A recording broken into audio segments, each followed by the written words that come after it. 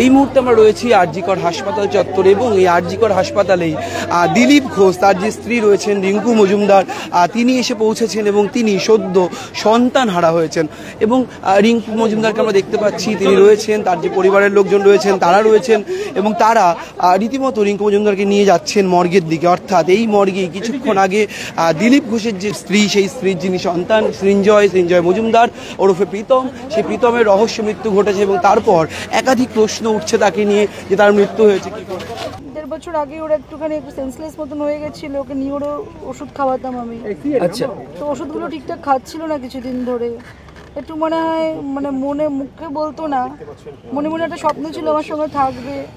আমিও 2-3 দিন ধরে আমার ঘুম হয়নি, কেন জানি না, আমারও মনে হচ্ছিলো ছেলেটা খাওয়া দাওয়া করছিল না। আমার খুব আমিও খুব টেনশনে ছিলাম যে আমি এখানে রান্নাবান্না করছি, আমার ছেলেটা ওখানে রান্নার লোক এসে ঘুরে চলে যাচ্ছে, কখনো বন্ধুর ফ্ল্যাটে থাকছে, একদিনই বাড়ি থাকে না। আপনি দিলীপদার বাড়ি চলে যাওয়ার পর ওর লাইফস্টাইলে কিছু চেঞ্জেস এসেছিল? ওর আপসেট থাকতো, মন খারাপ হয়ে যাচ্ছিল একটুখানি, আমাকে এটা বুঝতে দেয়নি, কিন্তু আমি বুঝতে পারছিলাম খাওয়া দাওয়া করছিল না, কুক এসে বেল মেরে চলে যাচ্ছে, রান্না করতে পারছে না, ঘুম থেকে উঠেই অফিসে দৌড়চ্ছে, অফিস থেকে হ্যাঁ খেয়ে নেবো, অফিসে গিয়ে কিছু খেয়ে নেবো, হ্যাঁ এটা খেয়েছি ওটা খেয়েছি। আমি বুঝতে পারছিলাম যে খাওয়া দাওয়া ঠিকঠাক হচ্ছে না। আমি না সবে ডিসাইড করেছিলাম যে আমি আজকে ওনাকে বলবো, কালকে রাতে একটু কথা বলতে চাইছিলাম ওনার সাথে, তো আর দেখলাম যে উনি একটু উনিও বেরিয়েছিলেন। আপনার কি বলবেন কি আমি এটাই ভেবেছিলাম ওনাকে আজকেই বলতাম আমি, দেখো আমি ছেলেকে আমি এখানে নিয়ে আসবো, নাহলে আমাকে ছেলের সঙ্গে থাকতে হবে, নাহলে ছেলেকে এখানে নিয়ে আসতে হবে। ওর একদিন কথাবার্তা হচ্ছিল, বললো দেখো যদি বাইরে চাকরি করতে চলে যেত, একটু ওকে অ্যাকামস্টেন্স হতে তো, তো নিজেই বলছি যে আমার এখানে বাড়িঘর আছে, আমি এখানে কী করে থাকবো, আসলে আমাদের রুমের প্রবলেম ছিল। তো আমি ওটাই ভাবছিলাম যে ছেলের না ঠিক যত্ন হচ্ছে না, তো আমাকে বুঝতে দিচ্ছে না, মনটা তো আপসেট, ওর না চঞ্চলের মাইন্ডটা একটু ঠিকঠাক ছিল না। 3-4 দিন ধরে মা তো আমি ভীষণ বুঝতে পারতাম। আর ও মাদার্স ডে সেলিব্রেট করতে আসলো আমার বাড়িতে সানডেতে, কেক নিয়ে আসলো, আমার জন্য একটা গিফট নিয়ে আসলো, আগেই আমাকে এক্সাইটেড হয়ে বললো। স্যাটারডেতে আমি গেছিলাম ওর সঙ্গে থাকতে, স্যাটারডে বলছে মা আমি আজকে একটু বন্ধু বাড়িতে যাবো, রাত্রে তো ফিরবো না সাউথ থেকে, কালকে আমি তোমার সঙ্গে সেলিব্রেট করতে যাবো মাদার্স ডে। তো আমি এই জন্য ওর সাথে আসলাম, এসে তানিশকে ঢুকলাম, ও তানিশ থেকে আমাকে গাড়ির চাবি দিয়েও চলে গেল।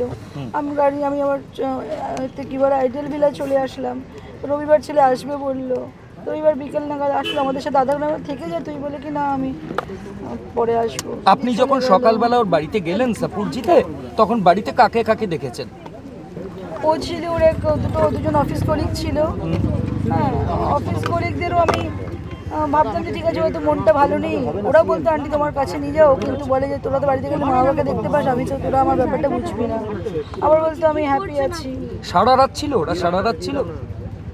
হ্যাঁ কালকে রাত্রে ওরা ছিল, একজন 10টার সময় এসছে, একজন রাতে 3টের সময় এসছে, দুজনেই অফিস কলিগ। বলছি ওর বান্ধবী ছিল ওর সঙ্গে, সেও অ্যাকম্পানি করছিল।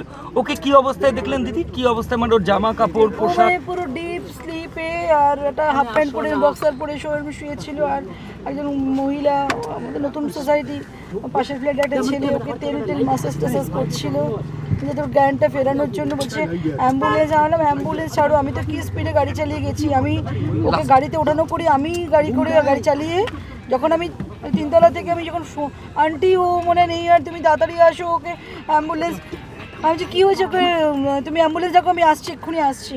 আমি তো লাফি পাগলের মতন 2 তলা থেকে গাড়ির চাবি আর পার্সটা নিয়ে কি স্পিডে গেলাম। তখন উনি বললেন একজনকে তুমি যাও তো ম্যাডামের সাথে। আমি কারোর দিকে তাকাইনি, আমার শাশুড়ি মা ঘরে আরও 2 তলা ছিল, আমি কারোর দিকে না তাকিয়ে আমি সিঁড়ি দিয়ে নেমে রুমে ঢুকে চাবি নিয়ে আবার বেরিয়ে গাড়ি স্টার্ট করে আসলাম। বাড়িতে এসে বললাম অ্যাম্বুলেন্স কখন আসছে, 15-20 মিনিট, ওইসব না করে গাড়িতে আবার সবাই ধরাধরি করে সিঁড়ি দিয়ে নামালো 2 তলা থেকে, গাড়ির পেছনে বসালো, দুজন বসলো, আমি চালিয়ে সামনে একজন বসলো, আমি নিয়ে ওই হতে গেলাম। আরজিকরের যে মর্গ, সেই মর্গ ইতিমধ্যে ময়নাতদন্ত চলছে, সেই ময়নাতদন্ত শেষ হলে এবং ময়নাতদন্তের যে রিপোর্ট, সেই রিপোর্টে স্পষ্ট হবে দিলীপ ঘোষের স্ত্রী অর্থাৎ রিঙ্কু মজুমদারের একমাত্র সন্তান সৃঞ্জয় মজুমদার ওরফে প্রীতমের মৃত্যুর ঠিক আসল কারণ কি, তার কি সত্যি কোনো রহস্য মৃত্যু ঘটেছে, নাকি এই মৃত্যুর পেছনে শুধুমাত্র শারীরিক কোনো কারণ জড়িত, সেই বিষয়টি স্পষ্ট হবে আর কয়েক ঘন্টা পরেই। ক্যামেরায় সৌজিত মুখোপাধ্যায়ের সঙ্গে রমেন দাসের রিপোর্ট, সংবাদ প্রতিদিন.in।